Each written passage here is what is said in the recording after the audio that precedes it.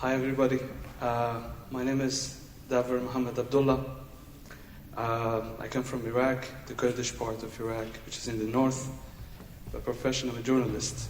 So today I'm going to give my talk without slides. I don't want you to feel like you're in a classroom with a boring lecture. So hopefully it's going to be fun. But the topic is not fun. It's about conflicts. And I specifically chose to talk about this topic because when I learned that most of the attendees are from different parts of the world, I think whose exposure to the name of Iraq is only conflicts. And I don't blame any one of you, because this is the reality. Not only my generation, but my parents and my grandparents' generation are the sons and daughters of many conflicts and bloody ones. Sometimes we blame our luck for, being born in this country. But I personally believe this is a reality we have to deal with. We can't just leave that country, and we can't give it up. If you go back to history, it's one of the most invaded countries in modern times. It has been invaded 5 times, according to what I've studied at the university and based on what they've told me. Neighboring countries have invaded it, and very far away countries have come all across there to invade that country. Its resourcefulness and many other factors. And all these issues, I wanted to put a spotlight on it in the perspective of a certain age group, the millennials, those who were born in between 1980s and 1996. I'm one of them. And all these conflicts that we are still struggling with are inherited from the past, but have changed in form and shape, particularly with the rise of technology in my country. Especially after 2003, we went through another invasion. For many, we thought that was a liberation, but we soon figured out it was an invasion. It was a brutal one. That again sparked conflicts in the country between its components. But it gave us a new tool to fight that conflict. It was technology. And nowadays many in the country use technology for that purpose. But guess what? The victims don't have a great knowledge of this technology. It's only the warring sides or those who are part of the conflicts. They use it in their advantage to advance their cause. We're very new to this new world of technology. I attended the talks yesterday and today. I'm very delighted that there are people, using the most advanced technologies in favor of peace. I wish that was our position. But I'm hopeful we're going to get there one day. But for now, as I said, it's only the warring sides that they have a good grip on, the technology. They use it to disseminate fake news, misinformation, and disinformation. And the population at large are just the victims of all these, notorious techniques they use.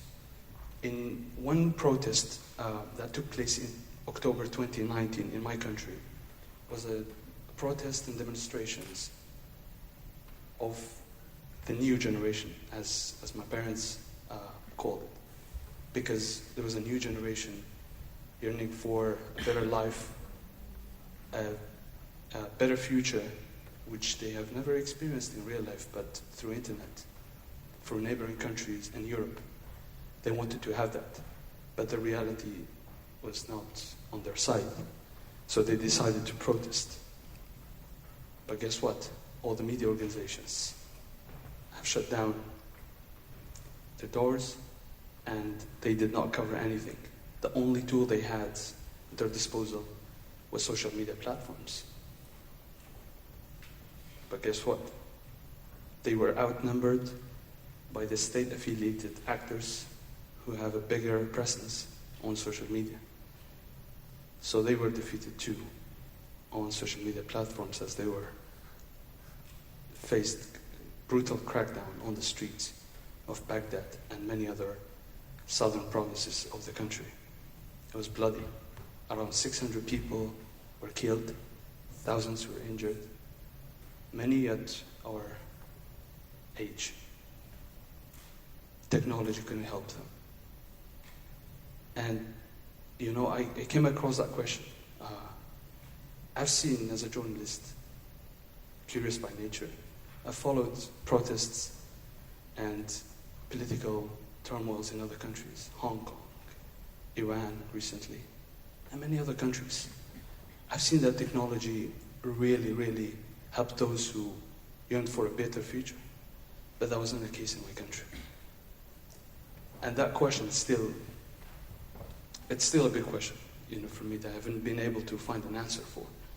But I think this is just a lack of awareness on our side about, you know, taking advantage of this great resource at our disposal. I personally also not very aware of this, age of digital and peace building through digital sphere. Until recently, I was part of a project by Build Peace, was sponsored by British Council. At the time, I was chosen by my organization to be in charge of implementing it. But it was really eye-opening experience for me because I came across the concept of digital peace building, which I believe is the most needed nowadays in Iraq. Because for us, I think that's the most effective way to deal with all these conflicts that we have inherited, including civilian strifes, civil wars, both in my region and the rest of the country. And these are all the issues that have transformed into the digital world. And all the techniques that I have learned, or at least I witnessed during my participation at built DMAPS project. That was the name of the 6-month-long project that was implemented by Built Up.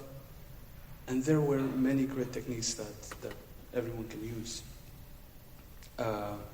including mediation, including, online conversations with many actors that could solve them.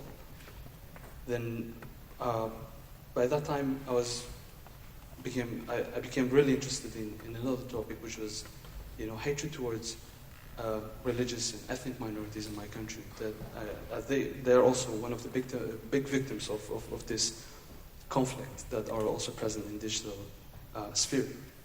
And what I did basically through the help of Built Up and other colleagues, who they developed the system Phoenix to help tackle this issue. It was really great in terms of designing interventions, and I organized trainings for my fellow journalists in order to make better reporting about minorities, religious and ethnic minorities, so they can publish facts, because I feel like it's in the absence of facts that all kinds of stereotypes grow and thrive.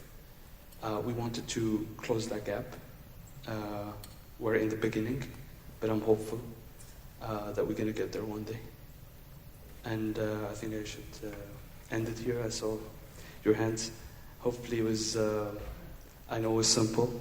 I wish it was more complex, but I just wanted to introduce the country first and its conflicts and its standing. I hope you enjoyed it. Thank you very much for providing this opportunity.